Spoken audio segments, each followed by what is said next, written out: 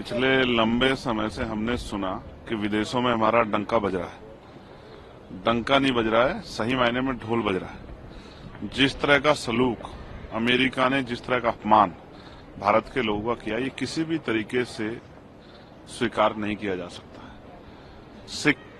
Mexico और Colombia जैसा देश जो है, उन्होंने अपने नागरिकों की रक्षा की।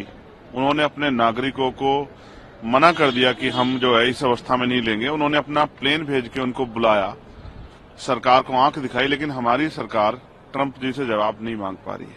हमने नमस्ते ट्रंप कराया, हमने वहां जाके प्रचार किया, उसके बावजूद भी जिस तरह का सलूक वो भारतीयों के साथ कर रहे हैं, यानी कि भारत की धरती पे आने के बाद भी इतने लंबे सफर में टांगों में जो है बेड़िया बांध के, पेट पे बेड़िया बांध के, हथकड़ियां बांध के, और किस तरह से बहनों को, बच्चों को और वहां जो नौजवान जिनको वापस लाया गया, और ये किसकी वजह से हुआ? ये हमारे देश में जो बढ़ती बेरोजगारी, उसकी वजह से। अमेरिका अगर आज वहां स्टैंड कर रहा है, उसमें हमारा योगदान है। हमारे जो ब्रेन है, जो हमारी क्रीम लेयर है, वो यहाँ से वहां गई है। उन्होंने शिक्षा यहाँ प्राप्त की, लेकिन सेवा वहां की है, चाहे माइक्रोसॉफ्ट के लेवल पे, या सॉफ्टवेयर के लेवल पे हो, या वैज्ञानिक उसमें हो, या चिकित्सा के क्षेत्र में हो, हमारा योगदान है उसमें।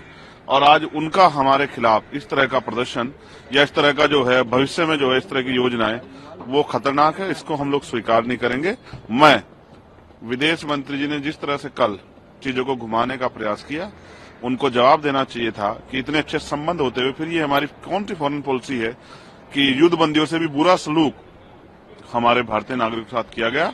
और जिस तरह से विदेशी नीति के फेलियर होने के कारण और उनका मिलिट्री जो है जहाज हमारे यहाँ उतर जाता, उसको परमिशन मिल जाती, ये भी बड़ा चिंता का विषय।